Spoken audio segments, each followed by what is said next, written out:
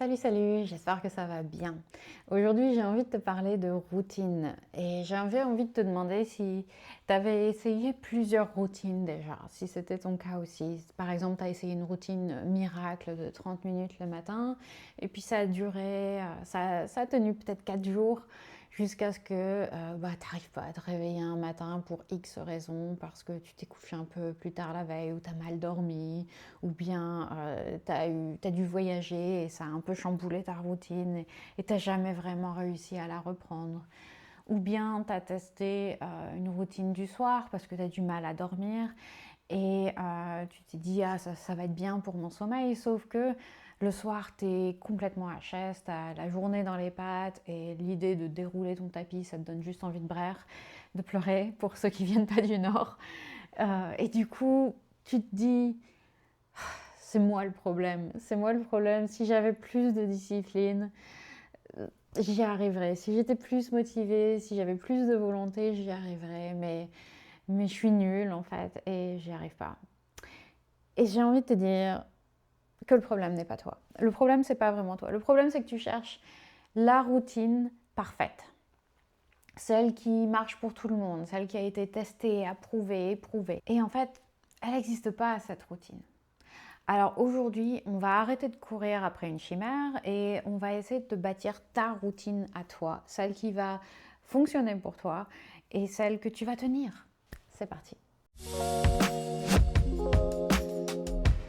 Alors la première chose à comprendre, c'est que si tu ne tiens pas une routine, c'est pas un problème de volonté. On nous a vendu cette idée que la discipline, c'était la clé, c'est le secret. Et que si on veut vraiment, on peut. Qu'on a tous les mêmes 24 heures dans la journée. Qu'il suffit de se forcer pendant 21 jours pour que quelque chose devienne automatique, que ça devienne une habitude. Et tout ça, c'est beaucoup de bullshit, en fait. J'avais vu sur ce dernier point, j'avais vu une étude scientifique, justement, où ils avaient essayé de compter de déterminer combien de jours il fallait pour justement en créer une habitude. Et comme bien souvent malheureusement en science, le résultat est beaucoup moins vendeur qu'un slogan facile. Et il s'était rendu compte que ça dépendait vachement de l'habitude en fait, vachement de la personne, vachement de l'habitude en question et de son caractère, de plein de variables différentes qui faisaient que parfois ça prenait 3 jours, parfois ça en prenait 456. Enfin bref, c'était pas aussi clear cut que ce qu'on essaye de nous vendre. La discipline, c'est une ressource limitée. Alors parfois, effectivement, on peut se reposer sur la discipline. C'est quelque chose qui n'existe pas complètement, même si je sais que dans un vieil épisode, j'étais allée un petit peu plus j'ai un peu plus rentre dedans sur le sujet, on va dire.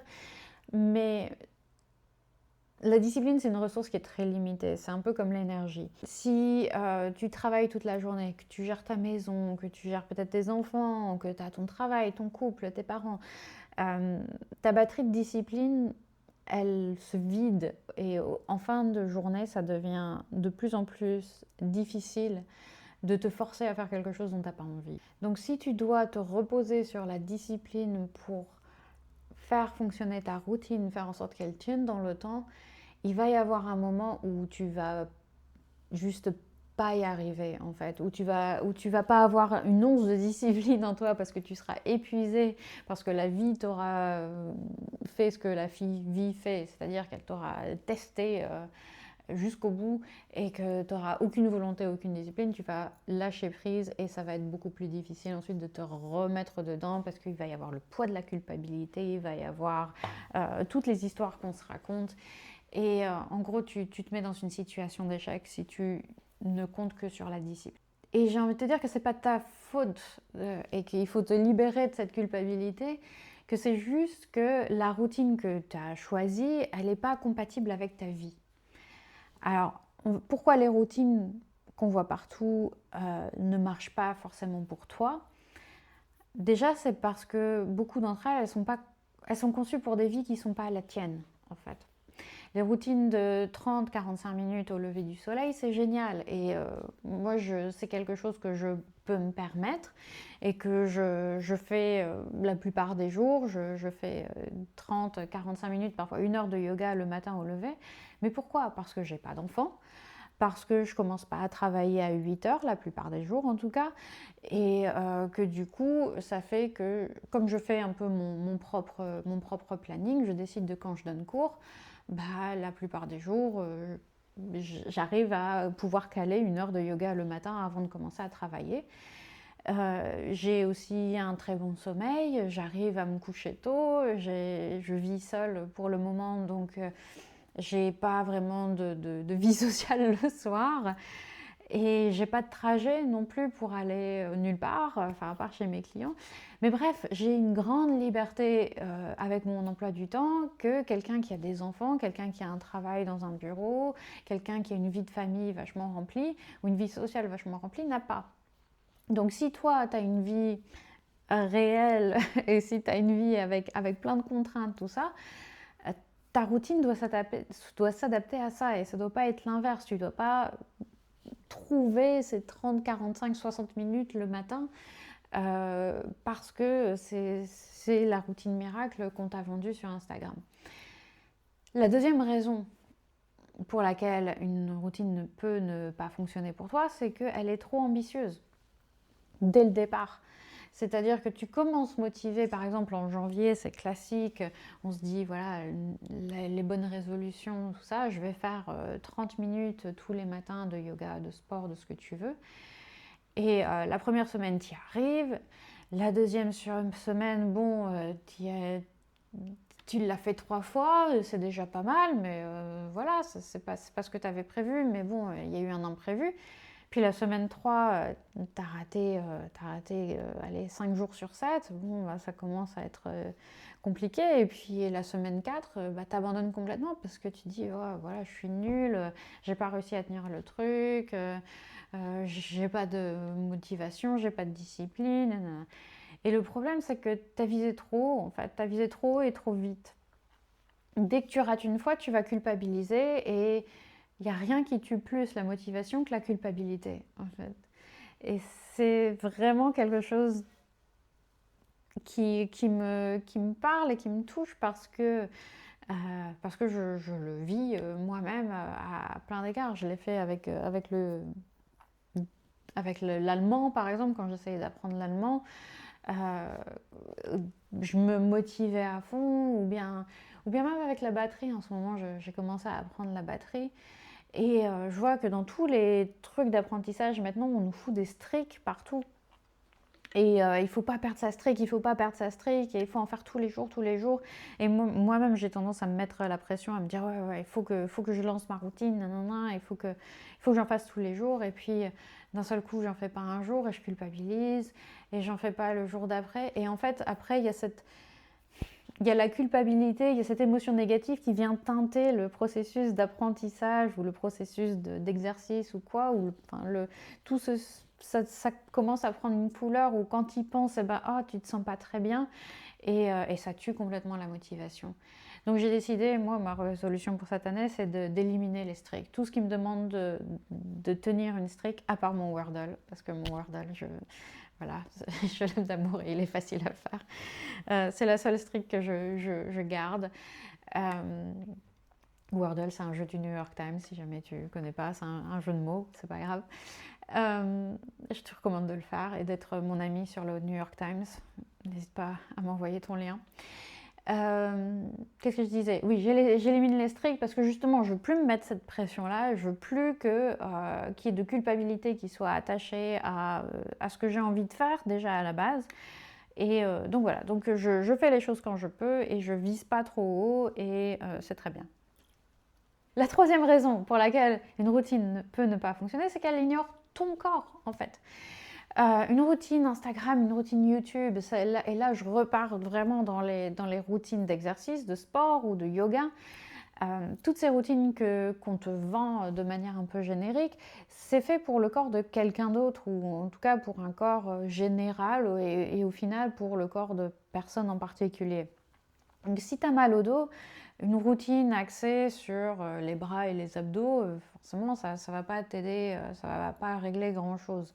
Ou si tes hanches sont super raides, une routine de souplesse générale, ça va juste te frustrer parce que tu vas réussir à faire des trucs, mais tu vas arriver aux hanches et ça va coincer et tu vas dire « Oh, je suis nulle ». Enfin bref, ça va pas vraiment t'aider et tu vas pas sentir aussi de progression assez rapide pour nourrir ta motivation. Donc ta routine, elle doit cibler ce dont tu as besoin, en fait, ce dont ton corps a besoin, pas ce qui est bon en général. Après, je ne dis pas qu'il faut que faire ce dont tu as besoin. Des fois, ce que je fais avec mes clients, c'est que je leur donne beaucoup de ce dont ils ont besoin et puis aussi un peu de ce qu'ils font très bien, en fait, ce qui est très facile pour eux, parce que ça fait plaisir, en fait, de faire quelque chose, ça fait du bien, ça motive aussi de faire quelque chose dans lequel on est déjà bon. Donc voilà, on n'est pas seulement là pour renforcer les faiblesses, on est aussi là pour profiter, pour s'amuser et pour faire des choses où quand on sort de là, on se dit « Ah, j'ai fait ça et j'arrive vachement bien à le faire. » quoi. Donc il y a un équilibre à trouver, pardon. Et c'est vraiment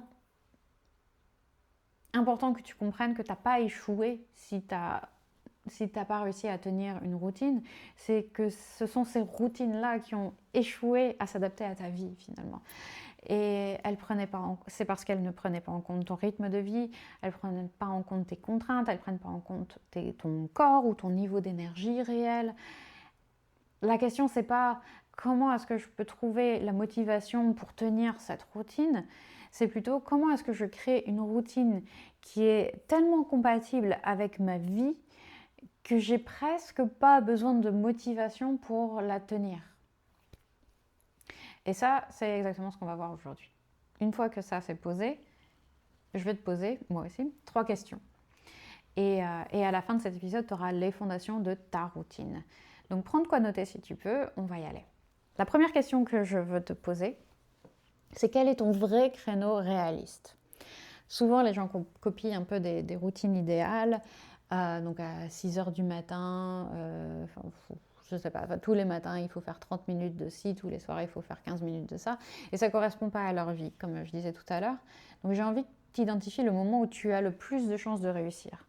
Ne te dis pas, il faut que je fasse ça le matin, dis-moi plutôt, dans ta journée réelle, avec tes contraintes réelles, quel est le moment où tu as 10 minutes de libre et où ton cerveau ne te dit pas non immédiatement. C'est important aussi parce que j'ai des clients qui me disent des fois texto et ça me fait très plaisir quand ils font ça. Le matin, c'est non négociable, c'est pas possible.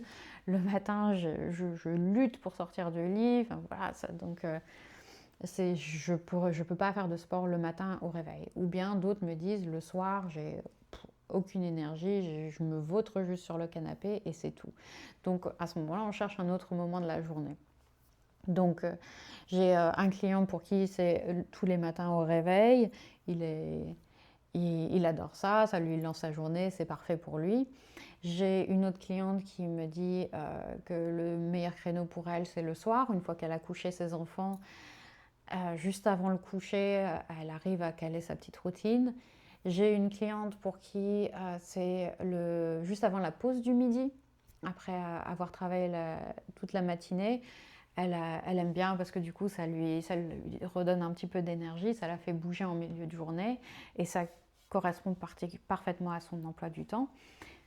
Peu importe, peu importe. L'important, c'est pas de trouver le meilleur moment pour le yoga, c'est une question de meilleur moment pour toi, en fait. Le moment parfait, c'est celui où tu arriveras à caler une routine et où tu n'auras pas toutes les cellules de ton corps qui te diront non, là, j'ai vraiment pas envie.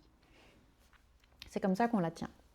La question 2, c'est qu'est-ce que ton corps crie le plus fort?